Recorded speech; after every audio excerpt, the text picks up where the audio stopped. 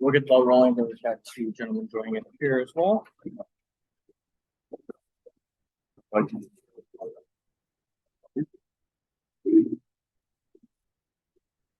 And we'll just start with your opening thoughts following today's victory here in penalty kick shootout. Yeah, we did enough to get 3 points. We created a lot of opportunities. I think we nullified some of their danger. The great thing is the way that we had scouted it is the way it played out. We lacked that final finishing touch. But at the same time, for the guys to have to refocus in penalties and then perform the way they did there, as momentum shifted through that, that's a real positive. That's one to you guys.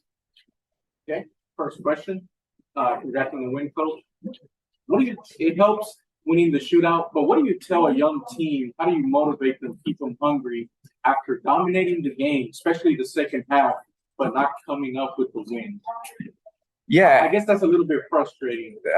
Yeah. I mean, I think frustration builds through the team, and you could see that even at the water break in the first half, where we had done enough to score a goal. We just hadn't done it, and so I think I say this a lot, but like part of the staff's job is to be a psychologist and make sure that the message that you're giving to the team puts them in a place where they can execute. Because the tactical side of things, there's always things that we can fix. There's always small little details. But the mental side of a game like this is so important. And today, it's 104 degrees. It's the third game to finish off the week. It can almost be more frustrating sometimes when you are creating as many opportunities as we did. So it was just making sure that they understood the littlest of detail was going to win and lose that game. I thought in the second half, we did a much better job of not giving the ball away in areas where they were dangerous. They went a little bit more direct with the wind. We managed it really well, and that caused us to create more chances. They did really well defensively, getting numbers back in the box and protecting the goal. You know, we can talk about what we did all day long, but Rico had them set up to make sure that they were protecting the goal. And some of the saves, some of the blocks, those are key moments in the game that kept us out of a goal. Good deal. And then your personal evaluation on Brad Smith's performance today. Yeah. Look, you know, first and foremost, Thor, Brad, Chase, Charles, Majib, the guys that dropped down. You know, Charles and Majib have been with us a significant amount. Andrew Tarwell. Their mentality coming into the game was fantastic, right? That to me is what's important, is that they're coming in to get minutes, but they're also coming in to do what it takes to win a game. And I'm really, really proud of the way that they fought through it. You know, even Chase with just 45 minutes, Thor with over 70, and then Brad with 90. It's a difficult thing to do, to come into a team with one training session and be expected to perform. And guys forget sometimes that the cohesion that guys start to build over the season is really, really important. And we saw that in Colorado. We saw that last Sunday. And for guys to come in, they're fighting not only maybe not having minutes, but they're fighting to find their place within what everybody's trying to do. And I thought all of those guys were excellent today. When you can rely on players like that to bring experience in tough moments, it's really important. And, you know, you've got guys who this is their first professional season. You've got guys who are still sophomores in high school. And then you've got guys that have been on national teams, been MLS All-Stars, you know, guys that have played in the league for multiple years. Their attitude is what's important, and it was fantastic tonight. And then the last one, any updates on Brooklyn Reigns?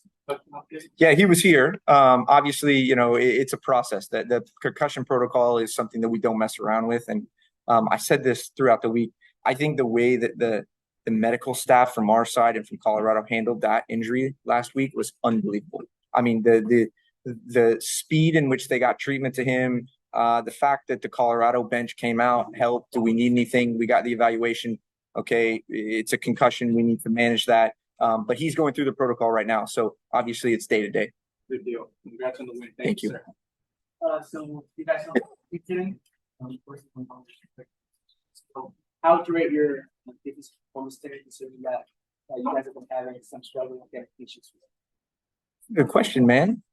Our goal, our mission statement is multiple goals, clean sheets, right? I always say this, but everybody always laughs at that because they're like, yeah, no kidding, coach. Everybody wants that. But if that's your mission statement and you work backward, then you always have something that's very simple for the boys tangibly to look at and say, this is what we're trying to do. That clean sheet is massive because it's at home. And the multiple goals is what's going to be frustrating for the guys because we had the opportunities to do it. But at the end of the day, you don't get those 2 points if you don't defend it the way we did. A lot of credit has to go, obviously, to everybody that played at the back four because playing a team that's that direct with the players they have up front is difficult. But then having the ball the majority of the time makes it even more difficult because you have to pick and choose your moments. You have to stay focused not only with the ball, because if we lose it, they're going to transition. But you also have to do a lot of running because if they do win it and it does go beyond you, you know, you're working and then we're building again. And now you have to build higher up the field. So I'm really impressed with the energy in the circumstances and the weather that we had today. That those guys put out there is fantastic. So you talked that in the second half, you were a little bit better at not getting the ball away. And you definitely made some substitutions in that second half. So how important were they for you guys, especially from this heat, to, you know, keep the sweat away it was?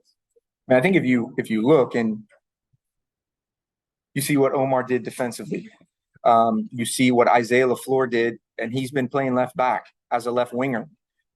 You look at when Isaiah Reed came on and the energy that he brings. It's tough for these guys sometimes because they can have a run of form, and then we have first team guys that need minutes. And I'm talking a lot about mentality, but you have to stay focused knowing that there are certain things that are out of your control. What those players did today, it changed the game for us. And that flurry in the last 25 minutes doesn't happen if those guys don't come in with the right mentality, the right attitude, and the right work rate. So it just shows how good those guys are. You know, those players change games, and okay, they made a lot of changes. I think our changes made a bigger impact. It's no discredit to Vancouver, but their changes didn't do what our changes did. And that's down to the players coming in and doing what they need to do.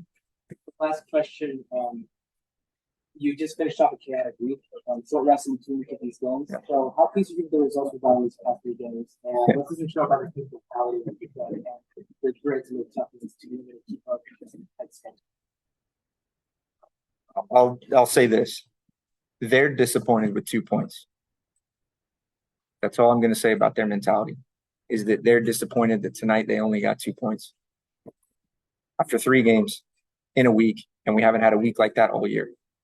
That's enough for me to move forward and say we're in the right place. So how did you manage, you know, out of 15 players today? You've got Jasper, Lore, Omar Gray, Brad Smith, that all play, you know, a left back, right back position. Talk to us about that transition. Yeah. With 1 day of practice of implementing those guys and the results today. Yeah. When we started this project last year, we knew these situations would happen. So we were in the right place when they did. The one thing we are not ever going to do as a staff is let any sort of movement or preparation slide because, oh, we don't have time. We've got to figure that out. We've got to put these guys in the best situation possible. And it comes down to Dan and Ryan making sure that even before training yesterday, when certain guys are coming in, they get the information they need. They're in the right mind space, the right mindset. And then when it comes out, it's about executing. And they're all quality guys. So we knew they were bought in. We knew they were going to do the work. But it's about making sure they're as prepared as possible. And the messaging in the locker room is the same, you know, because when you go on a little bit of a run, I think it's 6 games unbeaten now, and a guy jumps into it, it's got to be hard to think, I don't want to be the guy that maybe doesn't do what we need to do. So giving them the ease of, here's what's going to happen. Here's some things we think that you'll be successful with. And then just play the game, right? As simple as that sounds, sometimes just giving guys freedom to be themselves is what's important. But no, as a staff, look, I'm the one that sits here and talks to you, but our staff, when it comes to chaos, holy cow, can they manage that? It doesn't matter. And that goes, I'm going to miss somebody, but it goes Dan, obviously, the assistant coach, Ryan, Brandy, Jen, Brian, who has to make the jerseys today, Rich, who's physically making sure he's aware of where everybody is physically and we get the numbers right and we get the timings right, all the way down to Rico, the admin, who's got to make sure the guys get the information. So when we send scouting stuff out and they're not on our WhatsApp group, he's got to make sure it individually goes to them. So it is a collective performance. And the staff is absolutely fantastic at that. I mean, last week we talked about how you could go on about Jacob Henry. Yeah. Talk to us about Sebastian Rodriguez, 15-year-old midfielder who started today in 2017. You had Charles with us and Yeah. some other guys who could throw in there. JC Ngondo, right, for Vancouver. Went to UNCG. I went to UNCG, so I've known him for a long time since he's been there. That's probably the best player at the draft when we watched it. That's who he's going up against at 15, right? And look, you could see 2 games in a week. This tight is probably a lot for these guys. But even Seb, like, he was swimming there at the end. Like, he was fighting it. And he's disappointed to come off the field, but you can see it in his face. He's giving everything. Tate, we brought Tate off at halftime. I'll be honest, at halftime, we looked at his face and there was nothing behind those eyes. He was done. But he wasn't going to give up. He was recovering. He was cooling down. He was ready to go. This is what they need. We can complain about 3 games and say, oh, it's tough and all that. The first team did that for 8 weeks, right? 8 weeks they went through Saturday, Wednesday, Saturday, Tuesday, Saturday, and if they want to be professionals, if they want to help the first team win games, these are the experiences they need. And it's great to be able to not only put them in that situation, but for them to get points and win games. Talk to us about continuing on the recovery. Yeah. You don't play until Saturday. Stay away. Small time difference, but even when 3 games in a week is A lot of times fatigue doesn't hit right away. You can say, oh, they're tired. There's a compound effect of everything. So our job is to make sure the guys are ready to go because Saturday is one of the biggest games. They didn't get a result this weekend. They're right on that cusp on the playoff line, just like we are.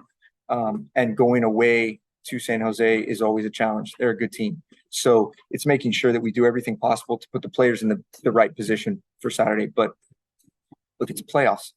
Every game is playoffs. I don't say this to you early on in the season, but early on in the season, you've got to treat these games like these are the 3 points that are going to push you over the edge.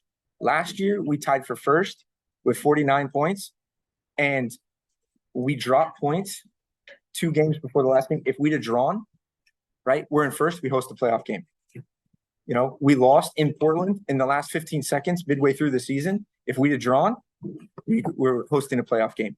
So you never know where these points will catch you.